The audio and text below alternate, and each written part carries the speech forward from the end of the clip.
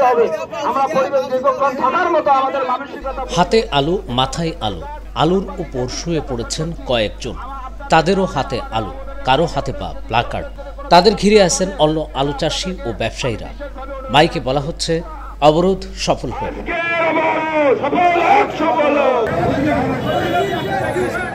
আলু সংরক্ষণ করে লোকসানের মধ্যে হিমাগার বা কোল্ড স্টোরেজ ভাড়া বৃদ্ধিতে দিশেহারা কুড়িগ্রামের আলু চাষি ও ব্যবসায়ীরা। কোল্ড স্টোরেজের ভাড়া বৃদ্ধির প্রতিবাদে সোচ্চার হয়েছেন তারা। রাস্তায় আলু ফেলে রীতিমতো অবরোধ কর্মসূচি পালন করেছে।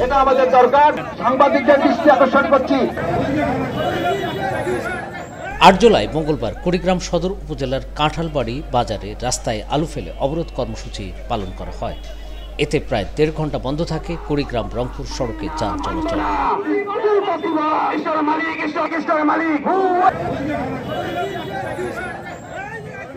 অবরোধকারীদের মাইকে বলতে শোনা যায়, আলুর বীজ, সার ও কীটনাশকের দাম বৃদ্ধির ফলে প্রতি কেজি আলু উৎপাদনে ব্যয় হয়েছে 22 টাকা।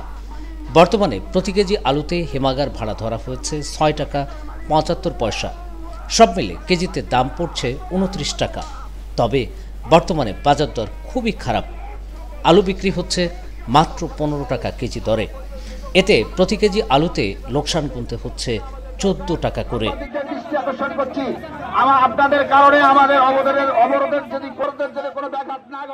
চরম ক্ষতির মুখে পড়ায় চাষি ও ব্যবসায়ীরা হিমাগারে প্রতি কেজি আলুর ভাড়া 5 টাকা নির্ধারণের দাবি জানিয়েছেন।